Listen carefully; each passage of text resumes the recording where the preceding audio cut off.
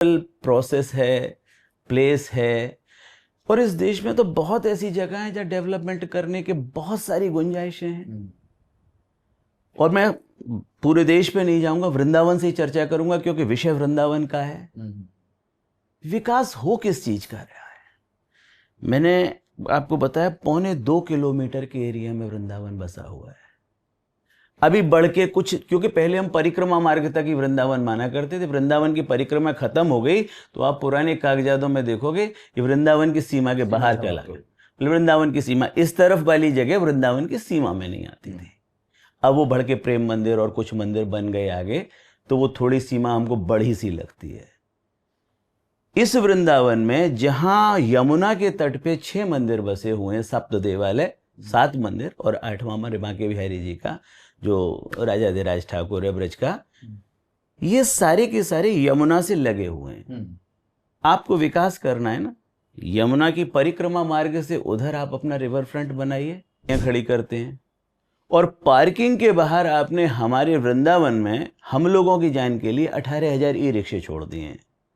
क्या वो ई रिक्शे उन्हीं पार्किंगों में जो वृंदावन के बाहर हैं, उन स्पेसों पे एक गाड़ी का मार्ग बना के खड़े नहीं किए जा सकते?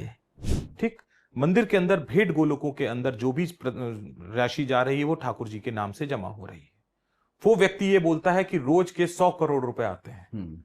ठीक है ना, किस आधार पर आपने बोला 100 करोड़ रुपए रोज आ रहा है? सन 39 से लेकर के टिल डेट आज तक हमारे यहाँ जो है चार्टेड अकाउंटेंट से पूरा ऑडिट होता है। आज तक एक भी वित्तीय अनियमितता नहीं है। ठीक, जो जिसकी सेवा है उसका टेनोर निश्चित है, वो आपस में नहीं लड़ते हैं। जिसके भाग्य का जो मिला वो उसने रख लिया।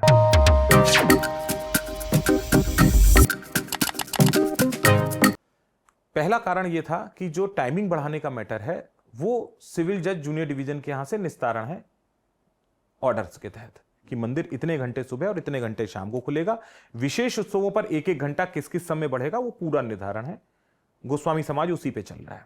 आग्रह उनसे यह किया गया कि आपको इसमें अगर कोई चेंजेस कराने हैं, एज पर स्कीम आप जाइए और वहां जाकर के रिक्वेस्ट कीजिए। हमको जो कहना होगा हम कोर्ट में कह देंगे, और ऑर्डर अगर टाइम बढ़ाना होगा तो माननीय न्यायालय बढ़ा दिया हम। दूसरी व्यवस्था यह थी कि मंदिर के जो है ठाकुर जी के गर्भगृह से बाहर ठाकुर जी को लाया जाए। उस पर हमारी तरफ से यह कहा गया कि साहब, सिविल जज जूनियर डिवीजन के माध्यम से एक मैटर पहुंच गया है supreme court, high court sorry, माननीय उच्च न्यायालय में, जिसमें कि मंदिर के उत्सवों के बारे में और मंदिर के दर्शनों के बारे में पूरा विधिवत ऑर्डर है।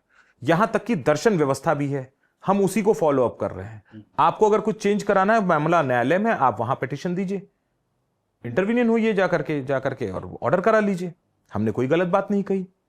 तीसरी बात हमने उनसे ये कही कि साहब, जहां तक मंदिर प्रांगण को बढ़ाने की बात है, मंदिर लगभग 200 साल पुराना मंदिर है, पत्थरों का है, पत्थर की आयु बहुत लंबी होती है और पत्थर एक के ऊपर एक रखता है, तो अब संभव नहीं है कि हम इसको ब्रॉड इस तरीके से कर पाए। हाँ, लेकिन हमारे पास पीछे एक स्पेस है जिसके अंदर हम उसको डिमोलिश करके, क्योंकि वो पूरा जीर्ण शीर्ण हालत में, हम इस प्रांगण को लंबाई में बढ़ा सकते हैं, चौड़ाई में नहीं बढ़ा सकते।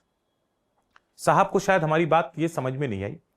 उन्होंने एक लेटर 31/8/2017 को यहां के मुख्य सचिव और धर्मार्थ कार्य विभाग के अंदर प्रेषित किया गया कि यहां पर मंदिरों में जो है भीड़ की स्थिति है, यहां की एक जांच कराई जाए। वो जांच का ऑर्डर वहां से रिप्लेस होकर के यहां आ जाता है तत्कालीन एसएसपी स्वप्निल मंगलोई के पास में। उनके द्वारा वो एक जांच करी जाती, चूंकि एक रिटायर्ड डीजीपी साहब हैं, उनके साथ सामने एसएसपी साहब की क्या बकत। तो जैसा डीजीपी साहब ने बोला उस तरीके की वही 3 चीजें कि मंदिर का व्यू बढ़ाना चाहिए, मंदिर के अंदर टाइमिंग बढ़ा देनी चाहिए और मंदिर को ब्रॉड कर देना चाहिए एज इट इज पूरी रिपोर्ट के अंदर। और 2-4 दृष्टांत उन्होंने एक मंदिर के संबंधित गोस्वामी जी के नाम से दे दिए, जो मंदिर का इतिहास था, जो गोस्वामी जी ने मना कर दिया था कि मेरे से तो कोई बात ही नहीं हुई, पता नहीं अपनी मर्जी से क्या लिखती। खैर, यह मैटर चलता रहता है। 31/8/2017 को लेटर जाता है, उसका जवाब 19/5/2017 को जाता है। ठीक है जी।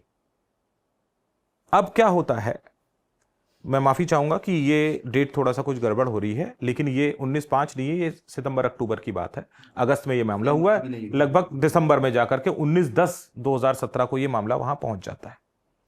ठीक इसके 1-1.5 महीने 2 महीने के बाद में सिविल जज जूनियर डिवीजन के यहाँ एक एप्लीकेशन मूव ऑन होती है जो कि 4/12/2017 को पहुंच जाती है दिसंबर में। 4/12/2017 जी, अगस्त में ये लेटर जाता है, नवंबर दिसंबर में जवाब तलब हो जाते हैं, सारी रिपोर्ट पहुंच जाती है, और दिसंबर में जाकर के जो है ये एक एप्लीकेशन मूव हो जाती है सिविल जज जूनियर डिवीजन के, जो तत्कालीन सीओ सिटी विजय शंकर मिश्रा जी और उस समय जो सीओ एसपी सिटी मजिस्ट्रेट जो थे वो थे बसंत कुमार अग्रवाल जी। ये दोनों लोगों के माध्यम से ये एक एप्लीकेशन मूव ऑन होती है कि भाई मंदिर की टाइमिंग को आप बढ़ा दीजिए सिविल जज जूनियर डिवीजन के यहाँ। जब कोई सरकारी अधिकारी जब कोई एप्लीकेशन मूव ऑन होता है तो उसकी तरफ से सरकार के रिप्रेजेंटेटिव जो हैं वकील साहब वो वहां आते हैं, वकील साहब वहां आर्ग्यू कर रहे होते हैं, तो वहां पर दूसरे जो पक्ष के जो हमारी तरफ के जो वकील साहब थे वो ये पूछते हैं कि साहब जो आर्ग्यू कर रहे हैं पहले वकालतनामा तो दें, क्योंकि जिस क्लॉज के तहत आप वहां पर प्रेजेंट हुए हैं वो क्लॉज पूरा नहीं करता है। क्लॉज कहता है कि इसी जिले के रहने वाले 2 लोग जो हैं जो ठाकुर जी में आस्था रखते हैं वो जाकर के एप्लीकेशन लगाएं। आप तो पदेन हैं, आज यहां और कल कहां, इसलिए वकालतनामे पे साइन नहीं होते हैं, उसमें पूछा जाता है कि कब करेंगे, और फाइनली वो जो है डिस्पोज हो जाता है, खारिज हो जाता है 10/4/2018 को, दिसंबर 17 में दाखिल और अप्रैल 2018 में खारिज हो जाता है 10 तारीख को। तारीख बहुत नोट करिएगा। शिकायतकर्ता कोई नहीं था। शिकायतकर्ता उस समय जो है तत्कालीन वो तो CEO नहीं साहब और सिटी एक्चुअल में नहीं थे, बस संवैधानिक पद पे है, पावर से जी। सारा पावर से काम किया गया। ठीक। अब अगर आम आदमी होता तो वो एप्लीकेशन फेंक दी जाती। ठीक 6 दिन बाद 10/4 के बाद 16/4 को सर्टन 2 लोग प्रकट हो जाते हैं, जिसमें से एक होते हैं अनंत कुमार शर्मा जी। अनंत कुमार शर्मा जी कौन थे ये जानना बहुत जरूरी है, क्योंकि मूल कैरेक्टर अनंत कुमार शर्मा है। अनंत कुमार शर्मा मथुरा जिले के रहने वाले एक निवासी हैं। इन्होंने एक एनजीओ उज्जवल व्रत तीर्थ विकास परिषद बनाया। इस एनजीओ के अंदर ये सचिव पद पर थे। इस एनजीओ में जो बाकी जो सदस्य लोग थे और जो इसके अध्यक्ष थे वो विकास प्राधिकरण के बीसी थे, बाकी जो अधिकारी थे वो थे सरकारी। साथ ही साथ पूरे मथुरा जिले के जितने भी बड़े बड़े कॉर्पोरेट बिजनेसमैन थे, जिनका कार्य जो है वो बड़ी बड़ी सिटीज को डेवलप करना, फ्लैट्स बनाना, इंफ्रास्ट्रक्चर पे कार्य करना, वो सारे, मतलब एक ही जो कैटेगराइज जो एक एनजीओ है जिसके अंदर एक सरकारी तंत्र जो कि आपके प्रपोजल जो इनके द्वारा बनाए जाने वाले लोग प्रपोजल हैं उसको एडमिट करेंगे और इंप्लीमेंट कराएंगे। अब वो कैसे होते हैं ये सारी चीजें मुझे बताने की आवश्यकता नहीं, लेकिन ये वही अनंत कुमार शर्मा है। अनंत कुमार शर्मा जी 6 दिन के बाद सेम पेटिशन, सेम फाउंड के साथ, सेम रिलीफ के साथ में कोर्ट में पहुंच जाते हैं। भाई अगर अनंत शर्मा जी ने ये व्यक्तिगत तौर पे दी हुई होती तो उसमें वो सेम लैंग्वेज नहीं होती, सेम फाउंट नहीं होते। फाउंट का मतलब जिस आप फाउंट में जिस देवनागरी में हम टाइपिंग करते हैं, कई सारी हिंदी टाइपिंग में होती है, उसी लहजे में वो टाइप होकर के केवल नाम चेंज होकर के और अनंत शर्मा जी के द्वारा वो प्रेषित की जाती है। ये बहुत विचारणीय विषय है कि अनंत शर्मा जी को कैसे पता, उनको कोई ब्रह्म ज्ञान तो हुआ नहीं था कि भाई मंदिर का टाइमिंग बढ़ाने के लिए तत्कालीन ऐसे ऐसे हुआ था। अब यहां अनंत कुमार शर्मा जी की ये एप्लीकेशन नन प्रेजेंस पे, एप्लीकेशन अनंत कुमार शर्मा जी ने डाली, इस पर बहसा बहसी हुई और नन प्रेजेंस पे ये जाकर के 18 से चलता हुआ मुकदमा 2022 में मार्च में जाकर के खत्म हो जाता है। 22 मार्च 2022 को ये खत्म हो जाता है। जैसे ये खत्म होता है 6 या 7 महीने निकलते हैं और 18 तारीख को पता चलता है कि अनंत कुमार शर्मा जी ने एक PIL पारित करी है 18 अगस्त 2022 को। ये एक नोटिस होता है सुप्रीम हाई कोर्ट से कि भाई ये अनंत कुमार शर्मा ने जो नोटिस सरकार को जाते हैं PIL के अंदर, क्योंकि सरकार भी इन्वॉल्व होती है, एक नोटिस हो जाता है। 19 तारीख की रात में 2 बजे यानी 20 तारीख की सुबह अर्ली मॉर्निंग में हमारे यहां 2 लोग स्वर्ग सिधार जाते हैं पूरे प्रशासन के सामने। कॉरिडोर वाली जगह पे जो आपके कुंज गली है, जो नहीं, मंदिर प्रीमिसेस के अंदर जो जन्माष्टमी वाली घटना हुई। अच्छा, जन्माष्टमी वाले, अच्छा, जी, अच्छा, ओके। 18 तारीख को ये PIL नोटिस होती है।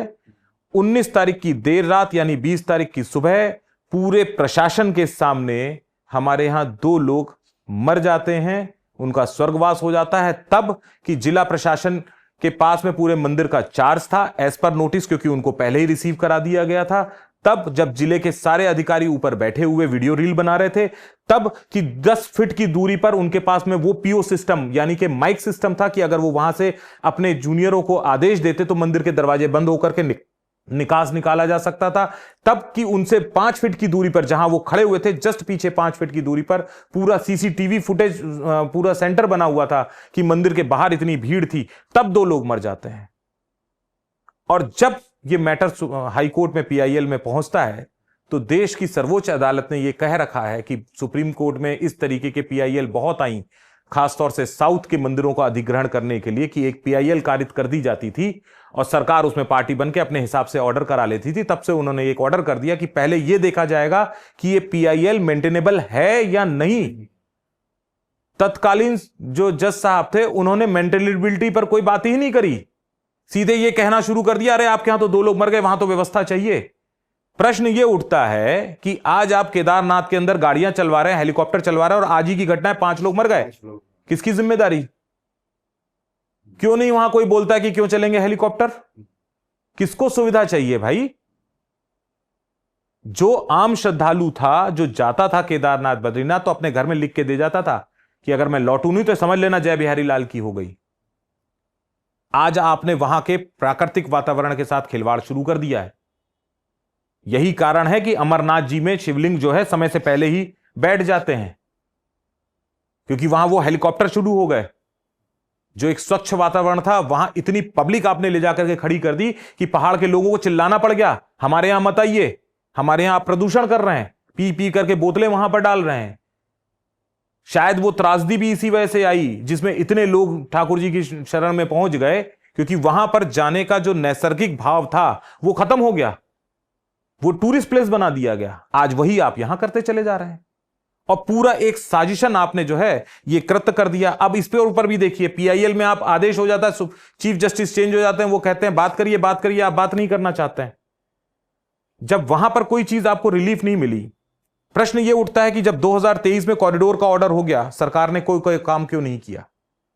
जिस एक्ट को इतनी जल्दबाजी में 26 मई को लाया गया देर रात, वो जो स्कीम थी वो तो 2023 में ही इंप्लीमेंट हो गई थी, आपको ऑर्डर मिल गया था, आपने कोई कार्य क्यों नहीं करा गया? एक दूसरे मंदिर के मुकदमे में आप जाकर के घुस जाते हैं और एक एफिडेविट देते हैं कि ब्रज के सारे मंदिरों का 197 मंदिरों का अधिग्रहण मुझे दे दीजिए और हम सब संभाल लेंगे, और मेरे पास प्रोजेक्ट तैयार है, प्रोजेक्ट है बांके बिहारी मंदिर का। और वहां जाकर के 2023 के ऑर्डर की दुहाई देते हैं कि साहब हमको पैसा नहीं रिलीज हुआ है, उस पर आप ऑर्डर करा लेते हैं। उस ऑर्डर के खिलाफ जब हम जाते हैं तो आपको यह लगता है कि ये स्टे हो जाएगा, तो देर रात इतनी जल्दी में एक ऑर्डिनेंस ले आते हैं, और वो भी ऐसे राज्यपाल से जिनका टेन्योर खत्म हो गया, कि वो एज पर संवैधानिक पद पर एज ए कार्यपालक के तौर पर हैं, कि उनको संवैधानिक अधिकार सिर्फ इतना ही है कि विशेष परिस्थितियों में आपातकाल में कोई एक्ट लागू कर सकती हैं। तो मुझको बताते 2025 में ये जो 26 तारीख को मई में जो है ये जो ऑर्डिनेंस देर रात लाया गया, इसमें कौन सा आपातकाल था? केवल ये बताना था कि साहब, सुप्रीम कोर्ट में जब डांट पड़ना शुरू हुई तो ये बताना था कि साहब जो है हम राज्य सरकार एक्ट ले आई, और एक्ट लाने पर ये प्राइवेट ट्रस्ट बना दिया गया हमारी तरफ से, और उस प्राइवेट ट्रस्ट से गवर्नमेंट का कोई रोल नहीं है उसके अंतर्गत। और अब जो देखेगा ट्रस्ट देखेगा, पिछला ऑर्डर 15 तारीख का जो हुआ है वो इनफ्लेक्शस हो गया। तो मुझको ये बताएं कि 15 तारीख में जो 27 तारीख में जो आप एक्ट लेकर आए, वो एक्ट प्राइवेट कैसे हुआ? यह समझाने की कोशिश करें कि उस एक्ट में सरकार पूरी तरीके से पीछे के रास्ते नहीं, सामने के रास्ते से आ जाती है। 18 लोगों के लिए एक सदस्य न्यास बनाया जाता है, जिसके अंतर्गत 7 तो पदेन हैं, ऐसे पदेन लोग जो सरकार में टॉप लेवल पर हैं, डीएम साहब, एसपी साहब, नगर आयुक्त साहब, ठीक है, लखनऊ के 2 4 5 साहब जो सब आईएएस आईपीएस ऑफिसर हैं। इस तरीके के 7 पद आपने कर दिए उसके अंदर। फिर आपने 11 पद ऐसे रखे जो भी राज्य सरकार नामित करेगी, जिसमें से 3 कोई भागवताचार्य होंगे, जो उनकी शरण में जाएगा सरकार तो उनका नाम नामित करेगी। फिर 3 बाबा लोग होंगे अलग अलग संप्रदाय के, जो उनकी शरण में जाएगा उनके चरण पकड़ेगा, उनके नाम नामित होंगे। फिर 3 यहां के इस जिले के बड़े बड़े उद्योगपति जो पहले से ही एक उस सरकारी तंत्र में एक हिस्सा थे, वो लोग नामित हो जाएंगे। इवन जो राजभोग और शयनभोग से 2 लोग जाते थे इलेक्ट होकर के, आपने उसमें भी खत्म कर दिया। डिवाइड और रूल जो जिसे बोलते हैं कि फूट डालो और राज करो वाली कंडीशन की जो गोसाई आपके पैर पड़ेगा उसका नाम नामित करेंगे। राज्य सरकार कौन होती है नाम नामित करने के लिए? एक प्राइवेट ट्रस्ट में मुझे कोई भी ट्रस्ट ऐसा गिना दीजिए जहां प्राइवेट ट्रस्ट हो और राज्य सरकार नामित हो रही हो। चलिए इस बात को भी छोड़िए, राज्य सरकार इस 18 लोगों के ऊपर एक सचिव एडीएम लेवल का जिसको सचिव की उपाधि दी गई वो भी राज्य सरकार नामित करेगा। भाई क्यों? चलिए ठीक, 19 लोग हो गए। देश का संविधान बदला जा सकता है, कई अमेंडमेंट आ गए 47 के बाद से आज तक 50 अमेंडमेंट आ गए, लेकिन इन 19 और वो अमेंडमेंट लेके कौन आया? जो उस पर बहस कर रहा है संसद के अंदर, पक्ष और विपक्ष। लेकिन यहां पर आप ये समझ लीजिए कि यहां इस मंदिर के ऑर्डिनेंस में कोई बदलाव ही नहीं कर सकता है। ये 19 लोगों को राइट ही नहीं है। क्या अभी जैसे भी आपने भावनात्मक रूप से बात की, क्या आपको लगता है कि जब गवर्नमेंट कॉरिडोर बना देगी या यहाँ का सारा कारोबार खुद संभाल लेगी तो उससे वृंदावन को, बांके बिहारी मंदिर की जो स्पिरिचुअल और कल्चरल जो पावर्स हैं वो अफेक्ट होंगी उससे? 101% होगी। मैंने स्टार्टिंग में भी आपसे ये कहा। मैं अब इन 1900 पदकों के लेकर के आपसे बात करता हूं। ठीक, गवर्नमेंट ये कहती है जिस एक्ट के तहत हमने सारे सनातनियों की व्यवस्था यहां पर करी है, संशोधन आप करने का राइट हमें नहीं देते हैं। कल को राज्य सरकार बदल गई, कोई और सरकार आ गई और उसने अमेंडमेंट कर दिया कि नहीं केवल एक जात की व्यवस्था नहीं होगी, दूसरी जात का भी व्यक्ति आ सकता है, जैसे वक्फ में आपने करा।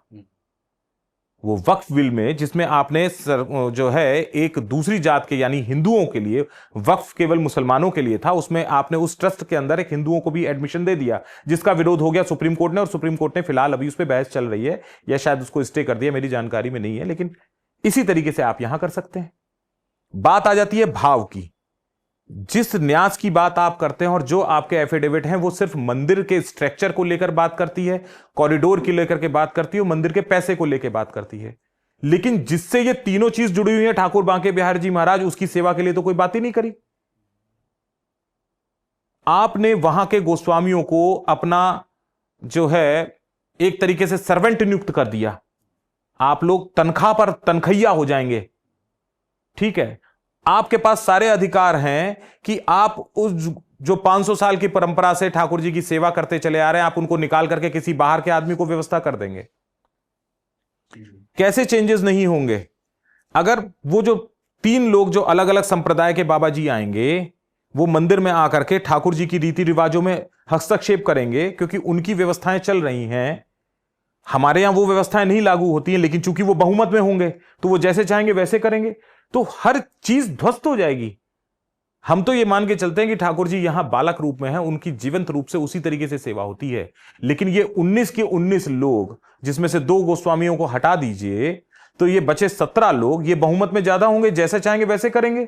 ये वही कंडीशन लाके खड़ा कर देंगे, आज भीड़ है तो 24 घंटे रामलला दर्शन देंगे। फिर चंपत राय जी कहेंगे नहीं नहीं ठाकुर जी तो बालक है, जरा जो है इनको शयन की व्यवस्था करी जाए। तो हम इस चीज के लिए राजी नहीं है। इसीलिए ये स्टेटमेंट पूरे प्रशासन, पूरे समाज की तरफ से ये दिया गया था कि भाई आपको मंदिर चाहिए ले लीजिए, पैसा चाहिए ले लीजिए, हम आपसे लड़ नहीं पाएंगे। हमारा बहुत छोटा परिवार है और नहीं लड़ सकते हैं। भाई आप अभी पता चले मेरा बच्चा यंग है, कॉलेज अभी शुरू, उसका कॉलेज खत्म होने वाला है, उसकी जिंदगी शुरू होने वाली है, सरकार के पास तो हर तरीके का तंत्र है। अभी कोई आरोप प्रत्यारोप में उसको जेल भेज देंगे तो रजत गोस्वामी तो पैरों में पड़ जाएंगे, भैया मेरा तो एक ही एक बेटा है, जैसे चाहो भैया लिखवा लो। क्या ये करती नहीं है सरकार? खूब करती है। यदि आज के विषय पे बात की जाए तो साधारण और सरल तरीके से, जिसमें कि विवादास्पद कुछ ना हो, तो गोस्वामी परिवार की तरफ से यदि गवर्नमेंट को कुछ कहना हो या आपकी कोई ऐसी बातचीत जिससे कुछ निर्णायक सिद्ध हो जाए, तो आपके विषय में वो कौन सी बातें होंगी? भी हमारे यहाँ पे कुछ दिन पहले प्रकाशित हुआ था अखबार में भी, श्रीकांत शर्मा जी ने अपना पूरा स्टेटमेंट दिया था। जो मैंने पहले भी कहा, वृंदावन परिक्रमा मार्ग के अंदर अंदर है। परिक्रमा मार्ग के इस तरफ सारी खादर की भूमि है, उस खादर की भूमि में ही आपका सारा डेवलपमेंट है। आप 10,000, 20,000, 30,000 करोड़ जो भी लगा रहे हैं, परिक्रमा मार्ग को चौड़ा करिए, किसी का नुकसान नहीं हो रहा।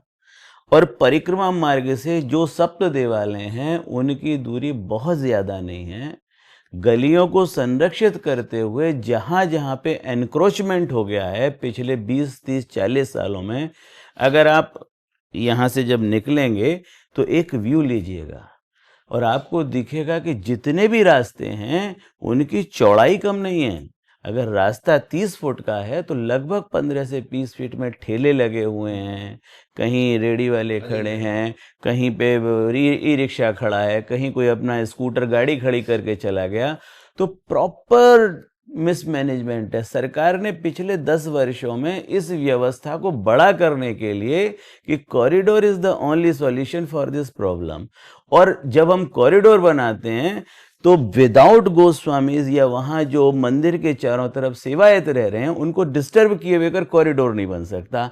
ये एक भ्रांति फैलाई जा रही है आम जनमानस में। आम जनमानस को मैं कहना चाहता हूँ, हमारे मंदिर की सेवाएं, उनमें आने वाले मार्ग का कॉरिडोर से कोई लेना देना नहीं है। अखिलेश जी ने अपने समय में रिवर फ्रंट की योजना बनाई थी। अरे मोदी जी ने रिवर फ्रंट ही तो बनाया ना अहमदाबाद में, कितना लोग देखने जाते हैं, सब कुछ है। यमुना के दोनों पार आप जितना चाहें उतना विकास करें। न मैं आपकी 5000 गाड़ियों की पार्किंग में बाधित हूँ, न मैं आपकी उस पूरे इनको जो आपने एक्वायर की है भूमि उसमें मैं कोई बाधा डाल रहा हूँ। परिक्रमा मार्ग तक आप आते हैं, वहाँ से 4 मार्ग हैं, हर मंदिर को दे दीजिए, लोगों की संख्या निर्धारित करिए, उन्हें आराम से भेजिए। आपको जितना जो कुछ बनाना है वो बनाइए। वृंदावन का मूल स्वरूप जिंदा रह जाएगा, आपकी कॉरिडोर की हठधर्मता जिंदा रह जाएगी। अब रहा मंदिर के अधिग्रहण की बात, ये कुठाराघात है हम लोगों की संस्कृति पर, हम लोगों की इतने वर्षों से चली आ रही सेवा पर, क्योंकि मैनेजमेंट जो है डिक्री है। हमारा पूरा सिस्टम है, सेवा में कोई डिस्प्यूट नहीं है, फाइनेंशियल कोई डिस्प्यूट नहीं है, जगह की कमी है। मैं पूछता हूं 320 पुलिसकर्मी पिछले 10 वर्ष से लगे हैं, जब वो व्यवस्था नहीं कर पाए तो मैं कैसे कर लूंगा। आप आगे की जगह चौड़ी कीजिए, आपको हम हाउस टैक्स देते हैं, वाटर टैक्स देते हैं, रोड टैक्स देते हैं, इनकम टैक्स देते हैं, ऐसे करके लगभग 42% तक हम लोग टैक्स देते हैं। जीएसटी, सीएसटी जितने भी लगते हैं, यानी कितने कितने टैक्स हमारे ऊपर लग जाते हैं। उससे सरकार का काम है मंदिर की जो सीमा है, मंदिर की जो व्यवस्था है, जहां तक हमारा मंदिर का चबूतरा आता है, जिस सीढ़ियों से मंदिर शुरू होता है वो हमारा परिसर है, हमें छोड़ दें।